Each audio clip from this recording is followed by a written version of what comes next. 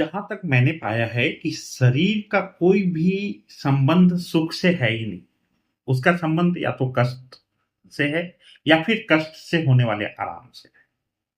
जैसे मेरे हाथों में दर्द है तो मुझे कष्ट है, पीड़ा है, लेकिन हाथों में दर्द नहीं है तो इस बात की कोई खुशी नहीं है। ऐसा कोई व्यक्ति शायद ही हो जो आपके पास आकर बड़े खुश होकर उत्सव मनाते हुए कहे कि आज उसके सर में दर्द नहीं है या उसके हाथ में दर्द नहीं है।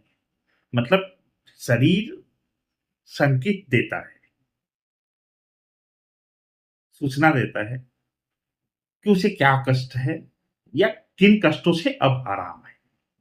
लेकिन मन के साथ जस्ट उल्टा है। मन कष्ट से संबंध नहीं है, वो सुख से संबंध है। जैसे आपने कोई गाना सुना, मन खुश हो गया, प्रसन्न हो गया। आपने एक बड़ी आइटम खा ली, आपका मन प्रसन्न हो गया। लेकिन इस बात से आप पीड़ित नहीं होंगे कि आपने एक अच्छा गाना नहीं सुना। मतलब मन का संबंध प्रसन्नता से है, मन का संबंध सुख से है, और शरीर का संबंध कष्ट से या फिर उससे होने वाले आराम से। हाँ, कष्ट से मुक्ति मिलती है तो सुखद अनुभव जरूर होता है, लेकिन शरीर का सुख का संकेत नहीं देता। जैसे किसी के शरीर में कोई समस्या नहीं है तो ऐसा नहीं कि वो बहुत सुखी है। हाँ, उसे कोई कष्ट नहीं है ऐसा कहा जा सकता है। लेकिन मन के संबंध में ऐसा कहा जा सकता है कि मन सीधे तौर पे दुखी होना नहीं जानता, कष्ट पाना नहीं जानता। वो उसका स्वभाव खुश होना है।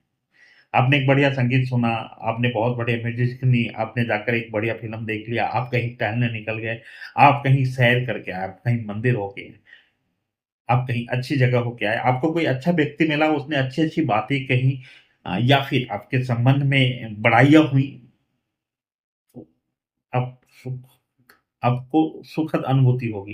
लेकिन ऐसा नहीं है कि आप पीड़ित हो जाए, कहें कि नहीं मुझे तो पीड़ा हो रही है कि आज मैं कोई अच्छी जगह क्यों नहीं गया, मुझे पीड़ा हो रही है कोई अच्छा व्यक्ति क्यों नहीं मिला, किसी ने अच्छी बातें मुझे क्यों नहीं बताई इसलिए पीड़ा हो रही, ऐसा नहीं है। तो जो स्वभाव है, हम बात कर रहे हैं स्वभाव का। शरीर का स्वभाव है कष्ट की अनुभूति करना और कष्ट से मुक्ति के बाद आनंद की अनुभूति करना। मन का स्वभाव है अच्छी चीजों में आनंद लेना, आनंद की अनुभूति करना, और ना होना तो भूल जाना। अब आप कहेंगे कि चिंता या व्यथा, ये एक तीसरी अवस्था है। ये वो अवस्था है जब हम कहीं और की सैर करके आते हो। जैसे मन यहाँ बैठा ऑफिस में और हम चिंतित हैं कि आज के 20 साल बाद होगा क्या। जब कभी भी हम वर्तमान से निकल के या वर्तमान में प्राप्त व्यवस्थाओं से निकलकर उससे बाहर जाकर उससे अलग जैसे ही हम कोई सोच, विचार या ख्वाहिश मन पर लादते हैं, खुद पर लादते हैं, तो वहां से चिंता और व्यथा की शुरुआत होती है। अक्सर हम उन बातों से ज्यादा चिंतित होते हैं जिनका संबंध हमारे वर्तमान से होता ही नहीं, या तो उसका संबंध हमारे भूतकाल से रहा होता है या फिर उसका संबंध हमारे भविष्य काल से रहा होता है जो अभी आया ही नहीं। तो वास्तव में चिंता और व्यथा भूत और भविष्य से ज्यादा जुड़ा रहता है। वर्तमान में तो कष्ट हो सकता है या सुखद अनुभूति हो सकती है।